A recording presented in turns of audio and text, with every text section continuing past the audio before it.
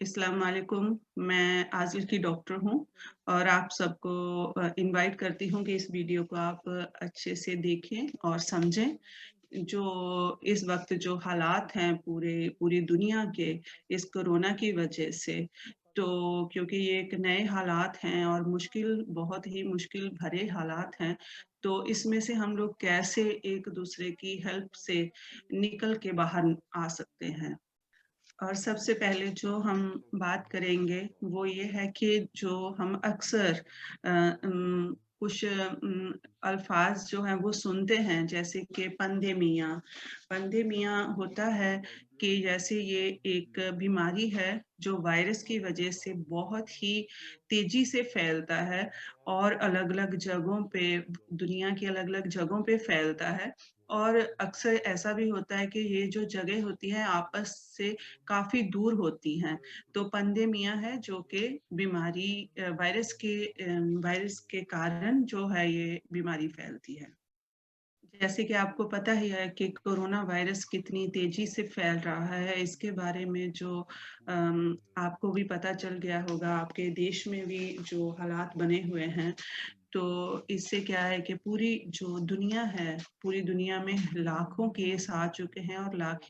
लाखों ही लोग की मौत हो चुकी है और इटालिया में भी लाखों ही केसेस आए हैं और उसमें से हज़ारों लोगों की मौत हो चुकी है। जैसे कि आप लोग जानते हैं कि हम लोग उम्ब्रिया स्टेट में रह रहे हैं, तो जब ये शुरू हुआ कोरोना वायरस तो यहाँ पे कंट्रोल में ही था, इतने मुश्किलात जो हालात हैं वो नहीं बने थे। लेकिन इस वक़्त जो है ये उम्रिया में बहुत तेज़ी से फैल रहा है और काफ़ी 100-100 के करीब जो हैं वो केसेज़ जो हैं वो हर दिन आ रहे हैं। इसलिए हमारे जो हॉस्पिटल हैं वो बहुत ही मुश्किल में हैं और वो अभी सभी मरीज़ों को देखने में बहुत ही उन्हें मुश्किलात आ रही हैं। और जो इस वक़्त जो बहुत ही इम्पोर्टेंट बात है, वो ये है कि जो हमारे हॉस्पिटल हैं, वो इस वक़्त जो कोरोना वायरस के मरीज़ हैं, उनसे भरे पड़े हैं और उनमें से ज़्यादातर इतने सीरियस भी नहीं हैं, लेकिन वो एक साथ इतने ज़्यादा लोगों को ठीक करने में, उनकी मदद करने में, उनकी हेल्प करने में डॉक्टरों को मुश्किलात हो रही है और क्योंकि ज़्यादातर उन लोगों को का भी बहुत मुश्किल हो गया है, जिन्हें बहुत ही ज़्यादा ज़रूरत है और उन्हें आईसीयू जैसे इमरजेंसी में रखने की ज़रूरत है क्योंकि उन्हें साँस लेने में मुश्किल हो रही है क्योंकि ये जो वायरस है, ये हमारे जो खून में ऑक्सीजन है, उसको कम कर देता है और उससे हमें साँस लेने में बहुत ही मुश्किल होती है। तो इसलिए हम सबका यही कहना है कि जो हमारे रोज़मर्रा की ज़िंदगी में जो हम लोग काम करते हैं, अगर उन्हें हम ठीक से करें, तो हम अपने जो डॉक्टर हैं, उनकी हेल्प हेल्प कर सकते हैं ताकि वो अपने जो हॉस्पिटल हैं, उनमें वो अच्छे से काम करें और हम उनकी हेल्प करें और जब हमें ज़रूरत पड़े, तो वो भी हमारी हेल्प करने के लिए तैयार रहें। और जो मुश्किलात जो इस कोरोना वायरस की हैं, वो ये हैं कि ये बिल्कुल जैसे सर्दी-जुकाम होता है अक्सर सर्दियों में, वैसा ही है। लेकिन इसका प्रॉब्लम ये है कि ये एक नया वायरस है जो हमारी बॉडी के अंदर इससे लड़ने की जो हिम्मत, जो ताकत वो नहीं है। इसलिए ये क्या होता है कि जो इंसान थोड़े कमज़ोर हैं, जैसे कि बुज़ुर्ग हुए और जहाँ जिन लोगों को पहले से कोई सेहत के मसले हैं, उन्हें ये बहुत जल्दी होता है। तो ये ज़्यादातर बहुत से लोगों के लिए इतना खतरनाक नहीं है, लेकिन इस खतरनाक बात इस वायरस की ये है कि ये बहुत ही जल्दी एक से दूसरे आदमी को लग जाता है। तो इसीलिए ये है कि हम लोगों ने एक हिम्मत करनी है, एक हिम्मत दिखानी है, खुद को बचाना है और उसके बाद जो भी इस वायरस से बचने के लिए हमें बोला जाए, जो भी प्रिवेंशियोने होता है कि बीमारी से पहले खुद को बचा के रखना, वो जो हमें बोला जाए, वो हम सब करें। प्रिवेंशियोने क्या होता है? प्रिवेंशियोने होता है कि जिससे हम जो हमारे हर रोज़मर्रा की ज़िंदगी में जैसे हमारा काम करने का होता है, उसे ठीक ढंग से करना ताकि हम लोग बीमार ना हों और ये जो वायरस है ये धीरे-धीरे कम हो जाए कि उसके लिए हमें कुछ ज़रूरी जो बताए जाते हैं, नियम बनाए जाते हैं या रूल बनाए जाते हैं, उन्हें हमें फ़ॉलो करना होता है। और इसमें से जो पहला रूल है वो है कि हमने मस्केरीना जो है वो कैसे यूज़ करना है। क्योंकि जो जैसे आपको पता होगा कि ये जो वायरस है ये एक इंसान से दूसरे इंसान तक हवा से पहुँचता है। जैसे कि हम लोग अगर थूकते हैं तो हमारे थूक में से जो बूँदें हैं वो हवा में रह जाती हैं। जैसे जब हम लोग बात करते हैं, गाते हैं, कभी हमें छींक आती है, कभी खाँसी आती है, कभी हम लोग चीखते हैं, तो ऐसे कई हालातों से जो है ये वायरस हवा में चला जाता है।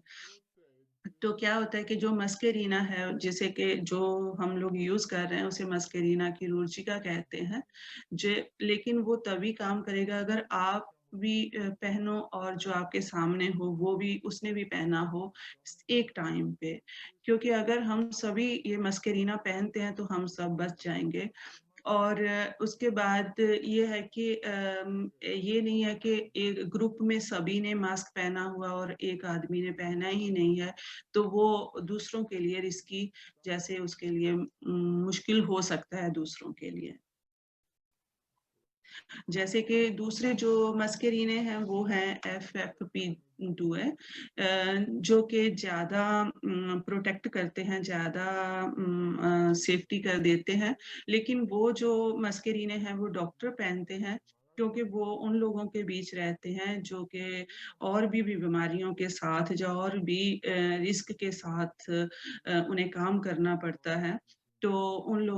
उन बीमारियों से बचने के लिए उन्हें ये पहनना पड़ता है और उसके बाद एक मस्केरीना कपड़े का है, लेकिन वो तभी काम करेगा अगर उसके अंदर फ़िल्टर हो और वो जो मस्केरीना है वो ज़्यादातर जल्दी-जल्दी धोना और उसे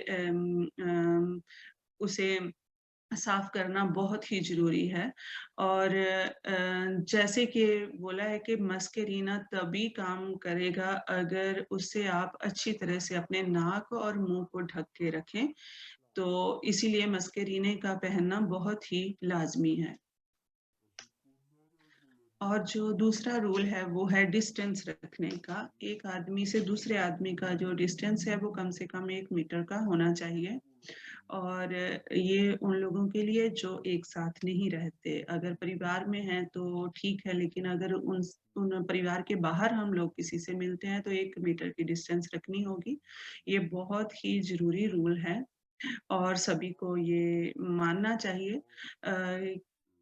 अ, और उसके बाद ये है कि हम लोग ज़्यादा लोग इकट्ठे नहीं हो सकते हैं, जैसे कि ग्रुप में खड़े होके बात करनी या बैठ के बात करनी, ये नहीं कर सकते हैं। जैसे कि आपको पता ही होगा कि अभी एक-दूसरे को कोई जੱफ़ी वगैरह भी नहीं डाल सकता और एक-दूसरे के साथ हाथ भी नहीं मिला सकता और और एक-दूसरे की प्लेट, गिलास, बोतल और जो चम्मच वगैरह हैं, वो भी नहीं यूज़ कर सकते। और जो तीसरा रूल है वो है हाथों की सफाई। हाथों को अक्सर साबुन और पानी से धोना है या जेल के साथ जो अल्कोहल की जेल होती है उसके साथ अपने हाथों को बिल्कुल साफ रखना है। और ये आपने घर के अंदर और घर के बाहर भी करना है और ज़्यादातर जब भी आप बाहर जाते हो दुकानों की जो दरवाजे होते हैं उन्हें टच करते हो या कोई बैठने की जगह है जैसे कोई सीट वगैरह है या बस में जाते हो या ट्रेन में जाते हो या यहाँ पे अक्सर लोग आते-जाते रहते हैं, वहाँ पे जाते हो तो बहुत ही ज़रूरी है अपने हाथों को बार-बार धोना और उससे ज़्यादा और भी इम्पोर्टेंट है कि बार-बार अपने मुँह को, आँखों को और नाक को अपने हाथों से नहीं छूना क्योंकि इससे ये होगा कि जो कोरोना वायरस है ये हमारे मुँह, आँख और नाक से अंदर जाता है ऐसा करने से वो जल्दी हमारे अंदर एंटर हो जाएगा। तो इसलिए हाथों को साफ रखना बहुत ही ज़रूरी है। जैसे कि वॉशरूम जाने के बाद, खाना खाने से पहले और बाद में, और जैसे घर में जब खाना वगैरह बनाते हैं तो खाना बनाने से पहले और बाद में हाथों का धोना बहुत ही लाज़मी है। तो हाथों की सफाई रखना बहुत ही ज़रूरी है। और जैसे कि आपको पता है कि ये जो कोरोना वायरस है, ये एक आदमी से दूसरे आदमी तक पहुँचता है, और जो हवा में जैसे हम लोग खाँसते हैं तो वो जो बूँदें हवा में रह जाती है उसमें कोरोना वायरस होता है। तो इसलिए ज़रूरी है कि जब भी आपको खाँसी आए या छींक आए तो आपने पेपर का इस्तेमाल करना है, या फिर अपनी बाजू के ऊपर मुँह को रख के वहाँ पे छींकना है, और इसके बाद जो आपने पेपर यूज़ किया है उसे उसी वक़्त एक बिन में डाल देना है। और इससे ये क्या होगा कि जो आपके छींकने या खाँसने से जो हवा में बूँदें रह गई हैं जिसमें कि कोरोना वायरस है, वो और लोग नहीं ले वो और लोग जो हैं वो उसमें साँस नहीं लेंगे। और जो आखिर में जो बहुत ही ज़रूरी जो रूल है वो ये है कि यहाँ पे आप रहते हो वहाँ की साफ-सफाई का।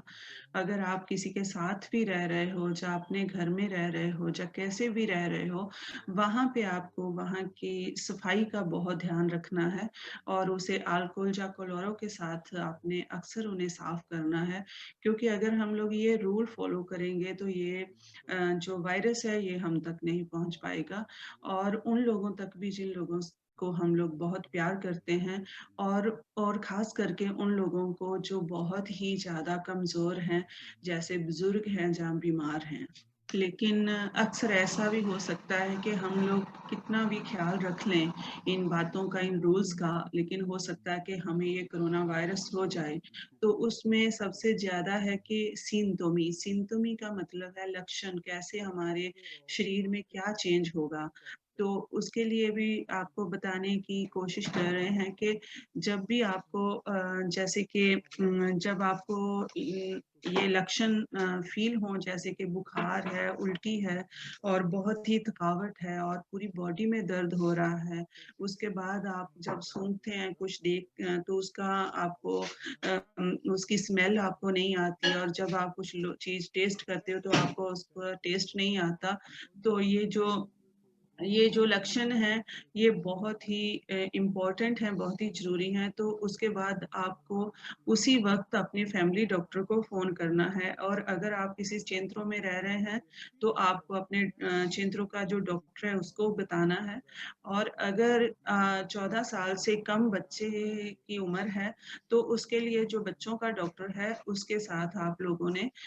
बात करनी है। और बहुत ही ज़रूरी है कि आप प्रोन्तो सोcorso में ना जाएँ और ना ही एम्बुलेंस का फ़ोन करें, क्योंकि जैसे हमने आपको पहले भी बताया कि जो हमारे हॉस्पिटल हैं, वो इस वक़्त बहुत ही मुश्किलात में हैं। क्योंकि वहाँ पे बहुत ही ज़्यादा कोरोना के मरीज़ आए हुए हैं। तो जैसे कि सैटरडे, संडे या शनिवार, एतवार होता है, और उस दिन आपका जो डॉक्टर है वो काम नहीं करता, तो उस दिन सरकार की तरफ से ग्वार्डिया मेडिका होता है, जो कि आप देखेंगे, वो डिसाइड करेंगे कि आपको हॉस्पिटल भेजना है या आपको घर पर ही रखना है। क्योंकि कई बार ऐसा होता है कि जो ये वायरस है ये अपने आप ही खत्म हो जाता है, उसके लिए इलाज की ज़रूरत नहीं होती है। और ऐसा भी अक्सर हो सकता है कि आपको कोई सिम्पटम ना हो, जैसे आपको कोई लक्षण ना हो इस बीमारी के, लेकिन आपको कोरोना वायरस हुआ है। तो लेकिन उसके बाद भी आप बिल्कुल ठीक हैं, आपको कोई भी प्रॉब्लम नहीं होती है। तो उसके बाद इस चीज़ को देखने के लिए कि आपको कोरोना वायरस है या नहीं, तो आपको तम्पोने करवाना पड़ेगा, लेकिन वो डॉक्टर, आपका जो फैमिली डॉक्टर है, वो आपको लिख कर देगा। तो अभी यहाँ पे सवाल ये है कि ये तम्पोने क्या है? तो ये एक ऐसा टेस्ट है जो बच्चों के ऊपर भी कर रहे हैं, क्योंकि ये सिर्फ़ देखने के लिए कि किसको कोरोना वायरस है और किसको नहीं। तो ये एक बिल्कुल पतली-सी एक होती है स्टिक, और आगे से वो बिल्कुल मुलायम होती है, तो वो उसे गले में या नाक में डालकर वहाँ से लिक्विड लेते हैं और उसके ऊपर टेस्ट करते हैं कि इस इंसान को, इस आदमी को वायरस है या नहीं। और जिस दिन हमारा तम्पोने हो जाता है, उसके 1-2 दिन के बाद ही रिज़ल्ट आ जाएगा कि हम लोग पॉज़िटिव हैं या नेगेटिव हैं। अगर हम लोग पॉज़िटिव हैं, लेकिन हम लोग ठीक फ़ील कर रहे हैं, तो हम लोग पॉज़िटिव या सिम्प्टोमाटिशी होते हैं, जिसका मतलब ये होता है कि वायरस जो है हमारे शरीर के अंदर, हमारे जिस्म के अंदर है, लेकिन हमें कोई लक्षण नहीं है, हमें कोई सिम्पटम नहीं है। तो इस पर बहुत ही ध्यान देने की बात है, बहुत ही ख़्याल रखने की बात है कि ये जो पर्सोने असिम्प्टोमाटिक होते हैं, ये किसी को भी वायरस लगा सकते हैं, क्योंकि उन्हें तो उन्हें कुछ भी ऐसा फ़ील नहीं होता है, ऐसा कोई भी लक्षण, ऐसा कोई भी सिम्पटम। तो इसलिए बहुत ही ज़्यादा ज़रूरी है कि ये जो पॉज़िटिव या सिम्प्टोमाटिशी जो होते हैं, इन्हें बिल्कुल अलग से रखा जाए दूसरे लोगों से। तो उसके बाद और उसके बाद जो तम्पोने दूसरे लोगों का होगा, अगर इसीलिए होगा कि अगर वो किसी और पॉज़िटिव जो कोरोना वायरस पेशेंट है, उसके कॉन्टैक्ट में आया होगा तो। और यहाँ पे ये भी याद रखने वाली बात है कि ये जो वायरस है, ये किसी को भी हो सकता है। और जो ये वायरस है ज़्यादातर होता है कि ये अपने आप ख़त्म हो जाता है, लेकिन इसके लिए हमने किसी भी बीमार के साथ ऐसा कोई भी बर्ताव नहीं करना है, ऐसा उसे फ़ील नहीं कराना है कि जैसे ये कोई सज़ा लगी हो या ये कोई बहुत ही बुरी बात हो उसके लिए, ऐसा उसे नहीं फ़ील कराना है, क्योंकि ये तो एक बीमारी है, आज नहीं तो कल ख़त्म हो ही जाएगी। तो इसीलिए जब अगर कोई पर्सन जो भी कोई आदमी पॉज़िटिव होता है, तो उसे इसोलामेंटो में रखा जाता है। इसोलामेंटो का एक मतलब है कि उसे बिल्कुल अलग से, वो जिन लोगों के साथ भी रहता है, उनसे भी अलग रखा जाता है, और तकरीबन 10 दिन के बाद और उनमें जब जे सिम्पटम या ये लक्षण फ़ील होने लगते हैं, तो उनका तम्पोने किया जाता है, और उसके बाद अगर वो नेगेटिव होता है उनका तम्पोने, तो फिर तो वो पहले की जैसे बाहर आ सकता है। लेकिन अगर फिर भी तम्पोने पॉज़िटिव होता है, तो वो आदमी को तकरीबन 21 दिन के लिए इसोलामेंटो में बिल्कुल अलग से रहना पड़ेगा। और जिसे हम क्वारंटाइना बोलते हैं, वो होता है जब हम लोग किसी कोरोना वायरस पॉज़िटिव इंसान के संपर्क में आते हैं, जो उससे मिलते हैं, जो तो ये 15 दिन के लिए अलग रहना पड़ता है, और तकरीबन 10 दिन के बाद जब तम्पोने होता है, तो उसके बाद पता चलता है कि वो पॉज़िटिव है या नेगेटिव है। तो यहाँ पे हमें कैसे पता चलेगा कि इसोलामेंटो और क्वारंटाइना क्या है? तो इसोलामेंटो में उन लोगों को रखा जाता है जिन्हें कोरोना वायरस हुआ है और उनका तम्पोने है जो वो पॉज़िटिव है। लेकिन क्वारंटाइना जो है उन लोगों को रखा जाता है अलग से, जो किसी कोरोना वायरस पॉज़िटिव पेशेंट से के संपर्क में आए हैं। जैसे उनसे वो मिले हैं, या फिर उन्हें ये नहीं पता होता है कि उन्हें ये कोरोना वायरस हुआ है या नहीं हुआ है। तो इसीलिए जब कॉन्टैक्टो डायरेक्टो की बात करते हैं कि तो उसमें ये होता है कि हम लोग जैसे कि पिछले 2 दिन से हम लोग किसी ऐसे पेशेंट से मिले हैं जिसे कोरोना वायरस हुआ है, और उसके बाद मुझे पता चला है कि मुझे जैसे बुखार हो रहा है, खाँसी हो रही है, मुझे कुछ